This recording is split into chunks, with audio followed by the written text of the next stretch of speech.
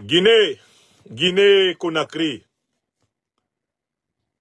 aux sources du Fouta Djallon, pays béni, arrosé par l'océan Atlantique sur ses flancs, inondé dans ses hautes montagnes par des eaux fraîches et pures.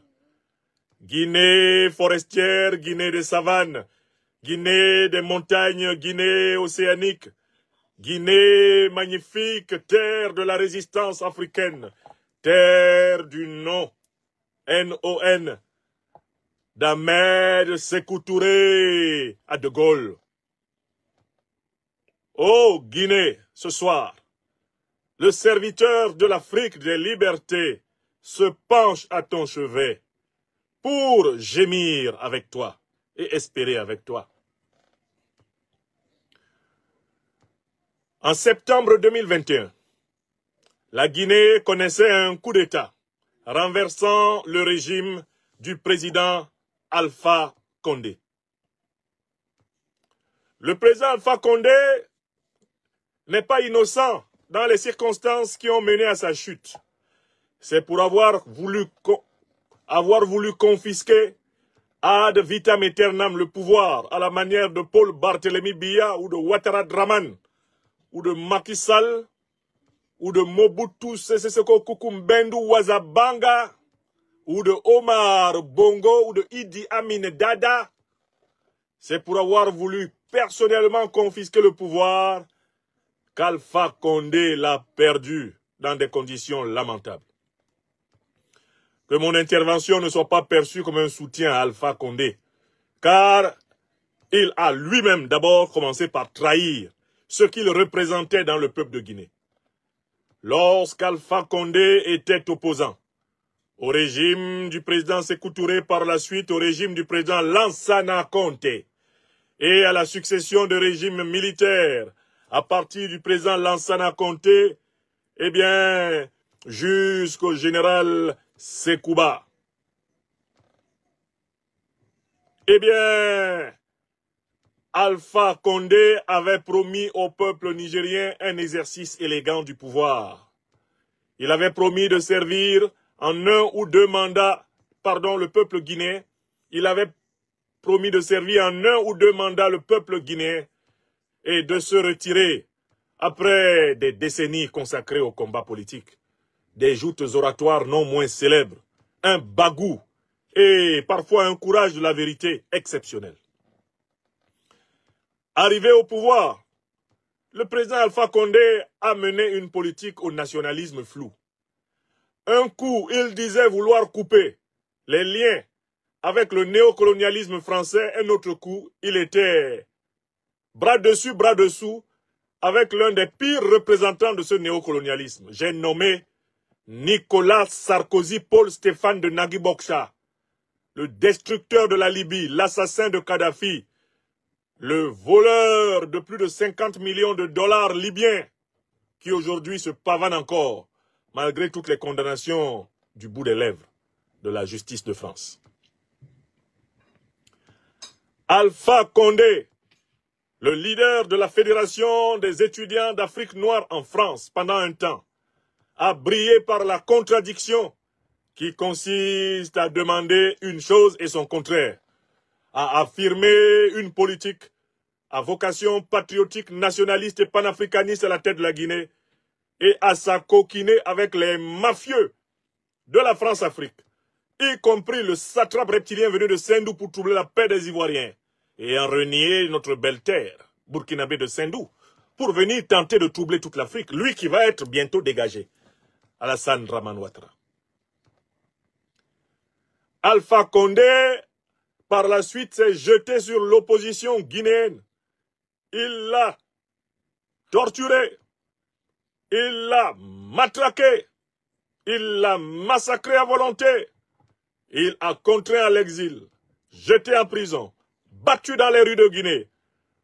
Tous ceux qui de près ou de loin revendiquaient les valeurs du pluralisme soi-disant démocratique, pour lequel des années 60, 50, 60, 70, 80, 90 et même une bonne partie des années 2000 Alpha Condé nous avait parfaitement rebattu les oreilles de ces discours langoureux. Oui, avant de critiquer le régime du désormais général Mamadi Doumbouya, il faut rappeler que le régime d'Alpha Condé n'était pas bon à sauver. Il n'y avait rien de bon dedans. Toute vérité dans ces conditions est bonne à dire. Mon intervention aux côtés de mon peuple africain de Guinée n'est pas une tentative de réhabilitation d'Alpha Condé. Oh que nenni! Mais mon intervention a pour but de constater que le coup d'État qui renverse Alpha Condé n'a pas apporté à la tête de ce pays un régime meilleur que le sien. Et voici mes arguments. Premièrement, ce coup d'État a été soutenu par les puissances de l'OTAN, notamment les États-Unis et la France. Ce sont des faits avérés. Donc, c'est un coup d'État impérialiste et néocolonialiste. Ça fait un. Écrivez ça. Tout coup d'État en Afrique qui est organisé, préparé et soutenu par des puissances étrangères ne peut pas apporter un changement décisif pour le peuple africain. Écrivez ça. Tilana Yom-I. Ambassade saoudite, écrivez cette chose-là. Tilana Yom-I. Menkal. Écrivez donc cette chose-là que j'ai dite. Chaque fois qu'un pouvoir africain s'avère parvenu au pouvoir grâce au soutien d'une puissance anciennement négrière, coloniale et actuellement néocolonialiste et impérialiste, ce pouvoir-là ne peut rien produire de bon pour le peuple africain. Écrivez ça. Écrivez ça. Tilana. Tilana. Voilà le premier vice profond du pouvoir Mamadi Doumbouya. Ce n'est pas un pouvoir qui soit l'émanation des aspirations profondes du peuple guinéen en lutte. Non. De nombreux éléments d'appréciation se sont révélés. Des officiels américains eux-mêmes sont allés jusqu'à trahir le poteau rose en disant que Mamadi Doumbouya a été préparé et imposé à la tête de la Guinée par, eh bien, la coalition de l'OTAN. Mais pour quelle raison? Pour contrôler à travers lui les ressources faramineuses du sous-sol guinéen. C'est ça la raison. Maintenant, je continue à parler du pouvoir de Mamadi Doumbouya.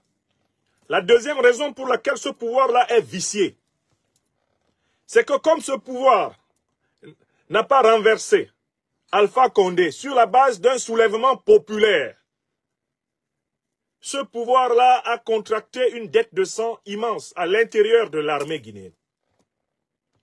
Oui, nous le disons très clairement aujourd'hui, à partir des éléments d'appréciation à notre disposition, nous savons que le coup d'État de Mamadi Doumbouya est le coup d'État le plus sanglant du XXIe siècle en Afrique francophone.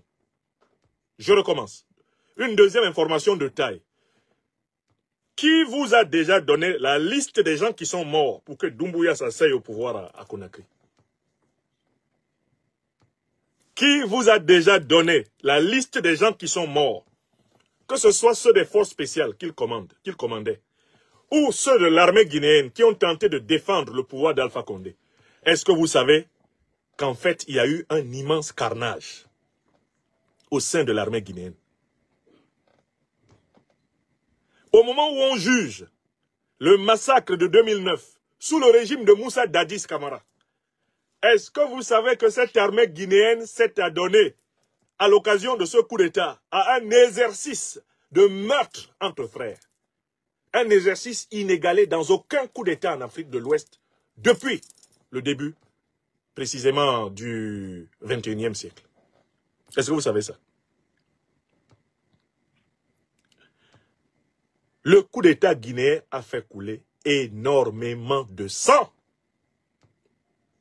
Le général Doumbouya qui est là, il a le sang de ses frères d'armes, ceux des troupes qu'il commandait et ceux des troupes qui ont tenté de défendre le régime d'Alpha Condé, abondamment sur les mains.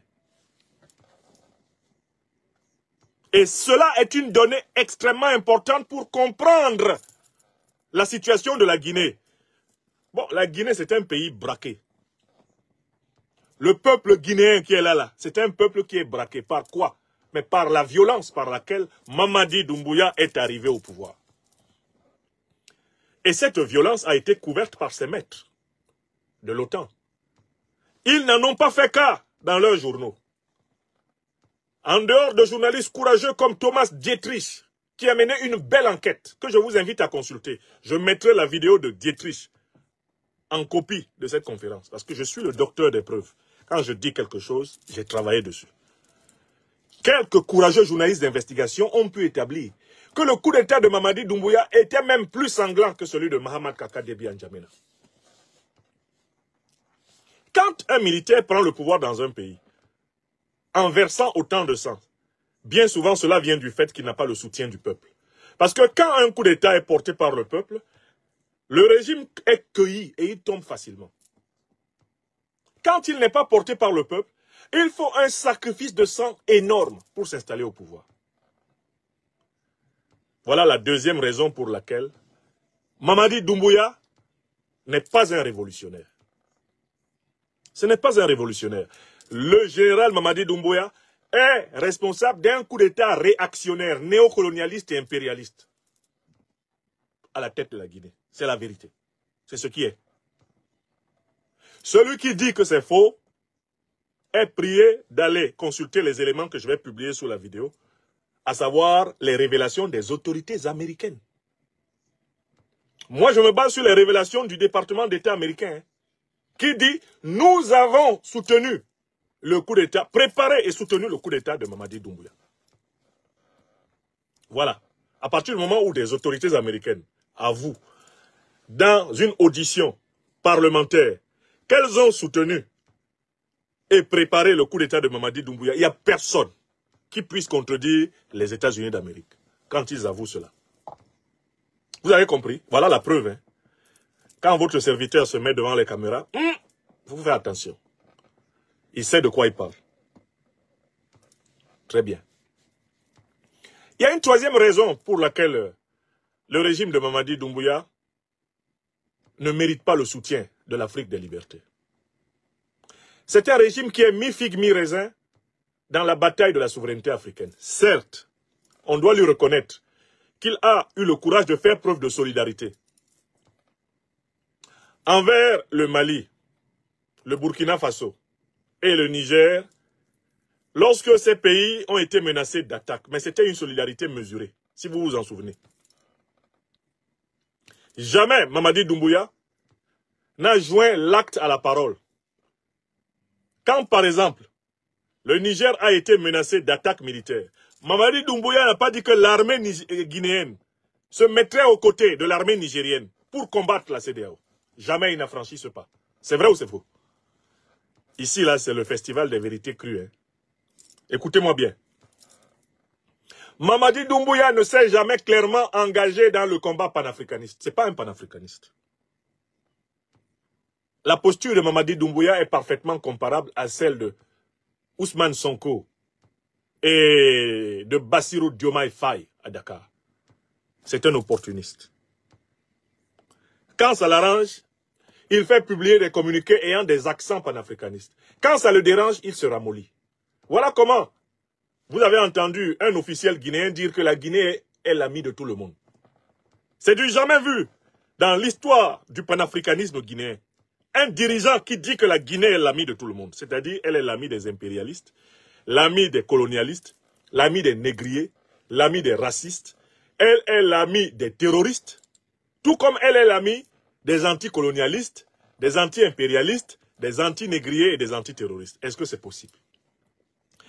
Est-ce qu'un pays qui est dirigé par des dirigeants normaux peut dire qu'il est l'ami de tout le monde? Est-ce que dans ce monde-là, tout le monde est l'ami de tout le monde? Est-ce que le monde est un jardin de bisounours où tu peux te lever et dire que tout le monde est ton ami? Pourquoi tout le monde va être ton ami? Est-ce que tes intérêts coïncident avec les intérêts de tout le monde? Pour que tout le monde soit ton ami, il faudrait que les intérêts de tout le monde coïncident avec les tiens. Même dans les récits théologiques des trois religions monothéistes, tout le monde n'est pas l'ami de Dieu dans le ciel. Et c'est toi qui es sur la terre, là. Tu es président de la Guinée, et les représentants de ton gouvernement en fument les Africains, en disant que la Guinée est l'ami de tout le monde. Ce n'est pas possible. On ne peut pas être sur la terre l'ami de tout le monde, même dans le ciel. Ce n'est pas possible. Ni au ciel, ni sur la terre, personne n'est l'ami de tout le monde. L'amitié de tout le monde n'est rien d'autre que du confusionnisme. Donc voilà la troisième raison. Mamadi Doumbouya n'est pas panafricaniste.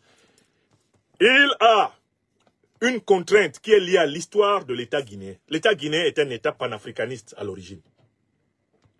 Quand vous prenez la direction d'un État dont l'ADN est panafricaniste, parce que Ahmed Sékou Touré, lui, il était panafricaniste. Quand vous prenez la direction d'un tel État, vous avez des contraintes intérieures, des contraintes internes, qui font que vous êtes obligé d'avoir un minimum de panafricanisme pour ne serait-ce que tenir le palais présidentiel. C'est-à-dire que si Mamadi Doumbouya, par exemple, s'était opposé à ce que le Mali accède au port de Conakry, il aurait été renversé par sa propre troupe. Parce que quand vous êtes né au pays de Sékou Touré, même si Sékou Touré à un moment donné a viré à la dictature totale, il y a quelque chose que porte en lui tout Guinéen, ce que porte en lui toute Guinéenne, ou toute personne qui connaît l'histoire profonde de la Guinée, c'est l'amour de l'Afrique. Même quand tu es un traître et que tu exerces le pouvoir en Guinée, les fauteuils où Sékou Touré s'est assis là, vraiment c'est difficile pour toi d'assumer des positions anti-africaines dessus. Parce qu'à ce moment, le nombre d'ennemis que tu as autour de toi devient considérablement élevé. Donc, il y a un panafricanisme mou de Mamadi Doumbouya. C'est un panafricanisme qu'il a élaboré pour se protéger des Guinéens. Parce qu'il sait que les Guinéens sont de culture panafricaniste. Je vous donne un indice sur la Guinée. Est-ce que vous savez que la Guinée est l'un des pays d'Afrique qui conserve les tombeaux des plus grands panafricanistes africains? Est-ce que vous savez que les plus grands panafricanistes du monde ont fini leur jour en Guinée? Est-ce que vous savez que c'est en Guinée que Kwame Nkrumah a fini ses jours? Est-ce que vous savez que c'est en Guinée que repose la dépouille de Félix Roland Moumié? Est-ce que vous savez que c'est en Guinée qu'Amilcar Cabral a fini ses jours? C'est une terre panafricanement blindée. C'est-à-dire que même si tu es le diable en personne, si tu dois gouverner à Conakry, tu dois singer le panafricanisme. Mamadi Doumbouya singe le panafricanisme. Mais il n'est pas panafricaniste. Il n'aime pas l'Afrique. Il aime le pouvoir. Il aime le pouvoir et il s'assume en effet comme un caporal surclassé. C'est un caporal surclassé et il s'assume comme tel. Sans la force brute, utilisée brutalement, il ne serait pas là où il est. Il n'a jamais gagné la véritable conviction, la véritable adhésion du cœur du peuple guinéen. Il gouverne la Guinée par la force. Les Guinéens ont peur de lui. Parce qu'il a pris le pouvoir dans un sang abondamment versé. L'armée guinéenne qui est là autour de lui, là, elle tremble. Regardez le nombre de chefs de l'armée guinéenne qui ont trouvé la mort depuis que Mamadi Doumbouya est arrivé au pouvoir. C'est anormalement élevé. Des officiers supérieurs de l'armée guinéenne. Combien sont morts en prison? On est en train de retourner dans les années de Camboiro avec Mamadi Doumbouya. Des Guinéens sont en train de crever.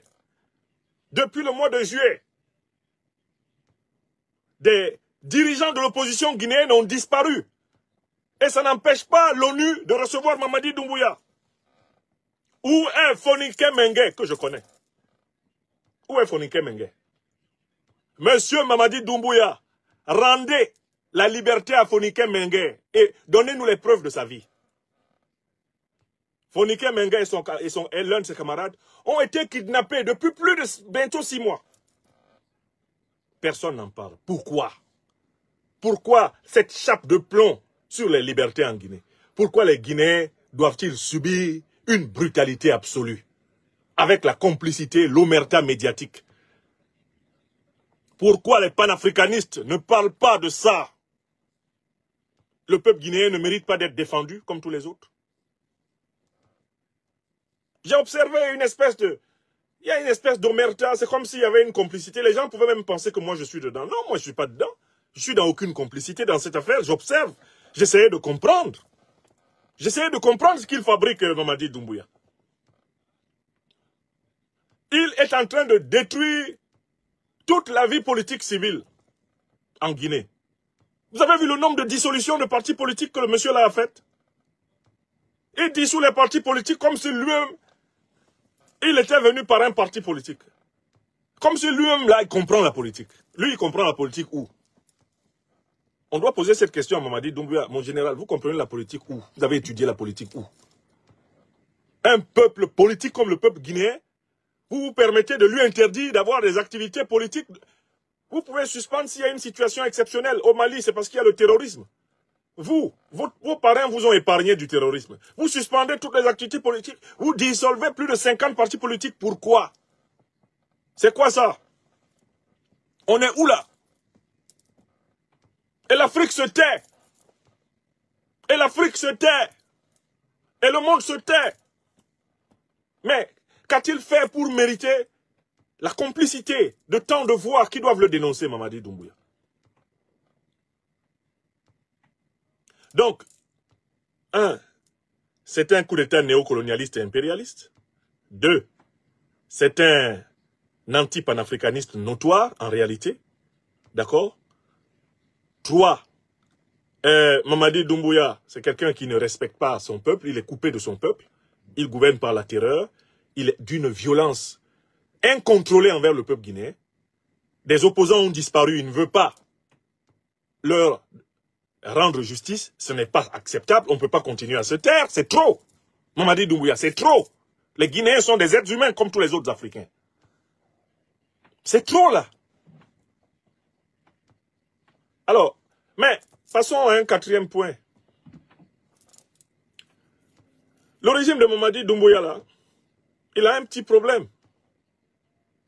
C'est qu'en fait, il ne s'est pas rendu compte qu'il y a une dynamique de la sous-région qui va nécessairement lui imposer de connaître son chemin de Damas. Il a décidé de ne pas choisir entre l'AES et la CEDEAO. Il est protégé par l'Organisation internationale de la francophonie, bien sûr, parrainé par la France-Afrique, puisqu'il vient de ses entrailles et qu'il est protégé par elle. Mais ce qu'il n'a pas vu, c'est que la CEDEAO est morte. Mamadi Doumbouya ne se rend pas compte que la CEDEAO est morte et qu'ils sont dans un machin qui n'existe plus. Vous avez vu qu'il est incapable de se rapprocher fermement de l'AES. Tous les projets innovants par lesquels l'AES se démarque, il n'est pas dedans. Le projet satellitaire, il n'est pas dedans. Le projet nucléaire, il n'est pas dedans. Le projet de la coordination de défense, il n'est pas dedans. Vous avez bien vu. Mais en réalité, qu'est-ce qu'il veut faire? Il veut faire de la Guinée une base de l'OTAN. Il est en train de transformer la Guinée en une base de l'OTAN. C'est-à-dire de faire de la Guinée le contraire de tout ce que le contraire de tout ce que Ahmed Sékou Touré voulait faire de la Guinée. Il est en train de dénaturer la Guinée. Installer l'OTAN en Guinée, c'est cracher sur les tombes des plus grands Guinéens de tous les temps. C'est ce qu'il est en train de faire. Donc voilà mon analyse de ce régime. Je tenais aujourd'hui à dire que je le dénonce fermement. J'avais observé une certaine retenue envers le régime Doumbouya à cause de son attitude relativement compréhensive envers le Mali. La prunelle des yeux de la révolution africaine, le Mali. Mais là, le régime là, il devient progressivement un danger même pour le Mali. Il est en train de devenir un danger même pour le Mali. Il devient un danger pour l'AES. Parce que c'est un régime qui est en train de s'enfoncer complètement entre les mains des puissances néocolonialistes et impérialistes. Et par conséquent, de devenir une position hostile pour l'émancipation africaine. Il fallait que ce 8 novembre, je le dise clairement. Je rejette entièrement la politique du général Mamadi Doumbouya. Je rejette entièrement la répression sauvage qu'il abat sur l'opposition guinéenne. Je n'en suis pas complice. Je ne la cautionnerai jamais. Je demande au général Doumbouya de libérer et de donner les preuves de vie des opposants qu'il a enlevés. On veut savoir où se trouve Fonike Mengue, il a droit à la vie. Fonike Mengue est son camarade. Écrivez son nom. Ils ont droit à la vie. Et qu'ils sachent que le temps de la grâce des panafricanistes envers son régime est terminé. le régime guinéen du CNRD est clairement un régime néocolonialiste, un régime pro-impérialiste, un régime anti-panafricaniste, une dictature abjecte. Le temps de la grâce est terminé. J'invite nos amis à travers les réseaux sociaux à dénoncer ce régime comme tel. Plus de cadeaux. Nous avons été assez observateurs et assez patients envers ce régime et maintenant il est en train de vouloir trucider notre peuple. Un mot pour finir ce sujet à propos de l'opposition guinéenne. L'opposition guinéenne, dirigée notamment par l'ancien Premier ministre Cellou Dalein Diallo, n'est pas non plus à la hauteur de la situation. Je suis au regret de le dire. Je vais peut-être décevoir un peu mes frères et amis guinéens de l'opposition qui peuvent penser que parce que je critique le régime du général Mamadi Doumbouya, alors j'aurais été approché pour cela par l'opposition du Premier ministre Cellou Dalein Diallo. C'est faux. Je critique aussi l'opposition de Cellou Dalein Diallo car c'est une opposition qui compte essentiellement sur les mêmes maîtres que Mamadi Doumbouya pour gouverner la Guinée. C'est une opposition néocolonisée, impérialisée, une opposition soumise à Washington et à Paris, dont nous ne voulons pas au pouvoir en Guinée. De mon point de vue, ce n'est pas non plus une opposition patriotique, panafricaniste africaine. Voilà la vérité. Est-ce que c'est clair? Il ne faut pas que quelqu'un vienne prendre ma vidéo et puis on aille dire hey, le professeur Franklin Yamsi, il a rejoint, je ne sais pas, il soutient son oncle Peul. Cellou Dalein Diallo, je ne le soutiens pas. Je ne fais pas la même politique que lui. Je ne suis pas engagé dans la même politique que lui. Lui, il compte sur Washington et sur Paris pour être président en Guinée. 1, 2, 3, c'est là-bas qu'il court pour demander des soutiens, etc. Moi, je ne suis pas pour cette politique-là. Par conséquent, je fonde un très grand espoir en la renaissance de forces panafricaines au cœur du peuple de Guinée pour libérer la Guinée. Force panafricaine, eh bien, au cœur du peuple de Guinée et de toutes ses forces vives pour libérer la Guinée. L'espoir de la Guinée est en Guinée. Ce qu'il faudrait, c'est un régime qui émane des aspirations populaires du peuple guinéen, qui ne retourne pas les armes de l'armée guinéenne contre le peuple guinéen. Un régime qui n'aille pas dans la dérive du régime de feu le président, le grand héros Ahmed Sékou Touré, parce qu'il nous a laissé une grande blessure dans la mémoire, à travers les camps tortionnaires, le camp Boireau. Nous voulons un régime panafricaniste révolutionnaire, profondément vigilant, bienveillant, lucide, un régime maître de soi, respectueux des normes de l'état de droit africain de Guinée. C'est cela que nous voulons voir émerger pour le peuple guinéen. Non à la dictature du général Mamadi Doumbouya. Non à l'opposition néocolonisée et impérialisée, incarnée par Cellou Dalein Diallo. Oui à l'avènement de forces panafricaines, révolutionnaires, populaires, guinéennes. Voilà le projet. Tel que pour ma part, je comprends les choses. Et je voulais le dire clairement. Je ne défends ni le retour du clan d'Alpha Condé au pouvoir, ni le maintien de la dictature néocolonisée et impérialiste de Mamadi Doumbouya. Encore moins l'accès au pouvoir de l'opposition néocolonialiste, néocolonisée et impérialisée, de notre aîné, le Premier ministre Cellou Dalein Diallo. Je suis opposé à ces trois options. Il n'y a rien de bon dedans pour l'Afrique. Ce qu'il faut, c'est que des forces nouvelles panafricaines de Guinée accèdent au pouvoir, rejoignent l'alliance des États du Sahel et œuvrent pour l'émancipation africaine, en marchant dans les sillages, éclairants du Mali, du Burkina Faso et du Niger, prunelle des yeux des Africains éveillés de ce temps. Voilà la vérité. Voilà ce que je voulais dire, et je l'ai dit. Veuillez tout simplement vous abonner et activer la cloche de notification pour ne rien rater. Retrouvez KDV Africa sur YouTube, Facebook, TikTok.